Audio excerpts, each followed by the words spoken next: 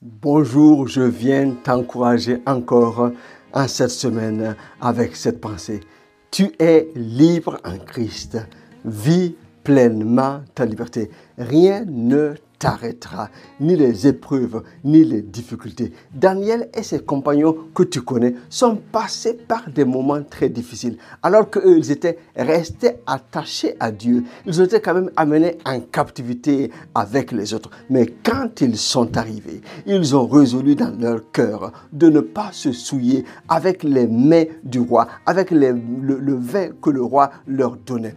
Parce que ces mets étaient donnés d'abord aux idoles. Et eux, ils ne voulaient pas faire d'amalgame. Ils servent l'Éternel. Ils ne veulent pas se soumettre à une autre divinité. Et cela a été difficile, mais ils ont mangé des légumes et de l'eau. Et Dieu a fait qu'ils ont eu la grâce dans leur corps, de la santé, de l'embonpoint. Et tout le monde a reconnu qu'il y avait quelque chose de différent.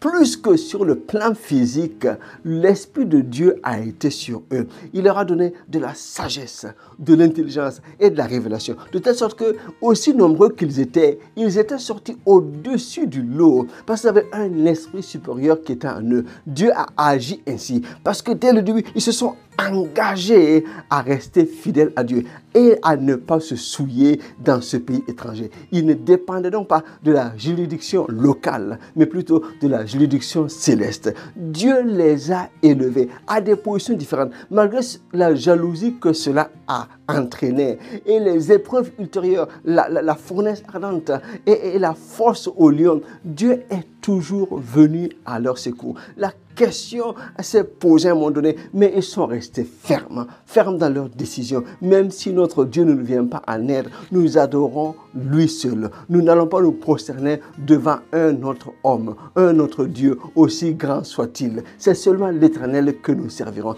Donc je viens t'encourager, afin que tu puisses aussi rester libre en Christ, quels que soient les vents et les tempêtes. Non, ne change pas. Tu as une identité particulière. Tu es enfant de Dieu. Tu as été béni de toutes sortes de bénédictions spirituelles dans les lieux célestes en Christ.